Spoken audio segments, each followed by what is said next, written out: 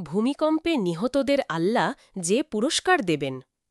ভূমিকম্প, সড়ক দুর্ঘটনা, অগ্নিকাণ্ড, বিদ্যুৎস্পৃষ্টের মতো মর্মান্তিক মৃত্যুর খবরগুলো বেদনাহত করে সবাইকে।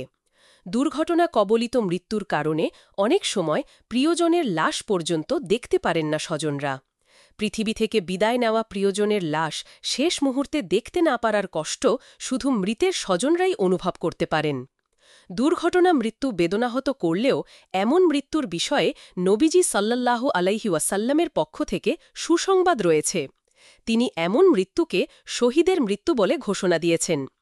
ইসলামে শাহাদাতের মৃত্যু সবচেয়ে মর্যাদার। হজরত আবু হুরায়রা রাদিয়াল্লাহু থেকে বর্ণিত, তিনি বলেন, রাসূলুল্লাহ সাল্লাল্লাহু আলাইহি ওয়াসাল্লাম বলেছেন, শহীদ ৫ প্রকার, যেমন ১.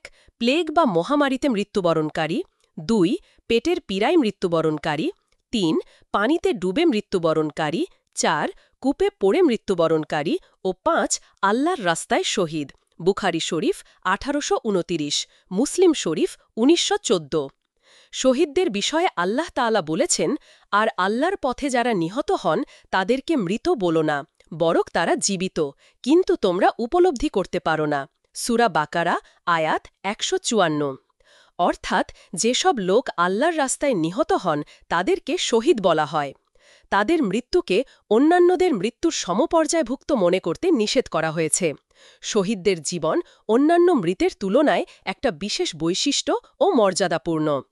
তবে আল্লাহর রাস্তায় নিহত ব্যক্তি ছাড়াও মহামারী, আগুনে পুড়ে, পানিতে ডুবে ও বিভিন্ন দুর্ঘটনায় মৃত্যুবরণকারীরাও শহীদের মর্যাদা লাভ করবেন। আবদুল্লাহ ইবনে জাবের রাদিয়াল্লাহু তার বাবার সূত্রে বর্ণনা করেন, রাসূলুল্লাহ সাল্লাল্লাহু আলাইহি ওয়াসাল্লাম তার বাবা জাবের রাদিয়াল্লাহুকে তার রোগশয্যায় দেখতে গেলেন। তার কাছে গিয়ে দেখলেন নারীরা কেঁদে কেঁদে বলছে, আমরা মনে করেছিলাম তুমি আল্লাহর রাস্তায় শহীদ হয়ে মৃত্যুবরণ করবে। তখন মহানবী সাল্লাল্লাহু আলাইহি ওয়াসাল্লাম বলেন, আল্লাহর রাস্তায় শহীদ না হলে তোমরা কাউকে শহীদ মনে করো না? এমন হলে তো তোমাদের শহীদের সংখ্যা অতি অল্পই হবে। আল্লাহর রাস্তায় নিহত ব্যক্তি শহীদ, পেটের পীড়ায় মৃত ব্যক্তি শহীদ, আগুনে পুড়ে মৃত ব্যক্তি শহীদ, পানিতে ডুবে মৃত ব্যক্তি শহীদ, কোনো কিছুর নিচে চাপা পড়ে মৃত ব্যক্তি শহীদ, নিউমোনিয়া জাতীয় কঠিন পীড়ায় মৃত ব্যক্তি শহীদ, যে নারী গর্ভাবস্থায় মৃত্যুবরণ করে সেও শহীদ। আবু দাউদ ৩১১১। হজরত ইরবাদ ইবনে সারিয়া রাদিয়াল্লাহু থেকে বর্ণিত আছে, তিনি বলেন, শহীদ ও বিছানায় মৃত্যুবরণকারী আল্লাহ তাআলার সঙ্গে মহামারীতে মৃত্যুবরণকারীর ব্যাপারে বিতর্ক করে।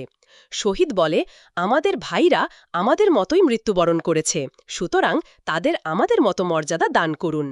আর বিছানায় মৃত্যুবরণকারীরা বলবে, আমাদের ভাইরা আমাদের মতো মৃত্যুবরণ করেছে, সুতরাং তাদের আমাদের মতো সম্মান দেওয়া হোক। আল্লাহর রাস্তায় নিহত ব্যক্তি ছাড়াও মহামারী, আগুনে পুড়ে, পানিতে ডুবে ও বিভিন্ন দুর্ঘটনায় মৃত্যুবরণকারীরাও শহীদের মর্যাদা লাভ করবেন। তখন আল্লাহ তাআলা বলেন, মহামারীতে মৃত্যুবরণকারীদের আঘাতের দিকে তাকাও। যদি শহীদদের আঘাতের মতো তাদের আঘাত থাকে তাহলে তারা শহীদের মর্যাদা পাবে। অতঃপর দেখা যাবে যে মহামারীতে মৃত্যুবরণকারীদের আঘাত শহীদদের আঘাতের মতো, ফলে তাদের শহীদের মর্যাদা দেওয়া হবে। মুসনাদ আহমদ, নাসারি, মিশকাত, হাদিস ১৫৯৬।